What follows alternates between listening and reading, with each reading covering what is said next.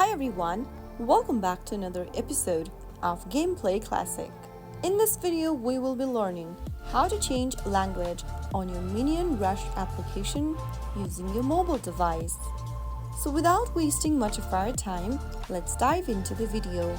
Once you start Minion Rush application and you are inside the game, go ahead and tap on the gear icon at the top right corner. From the settings menu, go ahead and get to this language option, from where you can select the language of your choice, and you will be able to see that you have successfully changed your language on your Minion Rush application.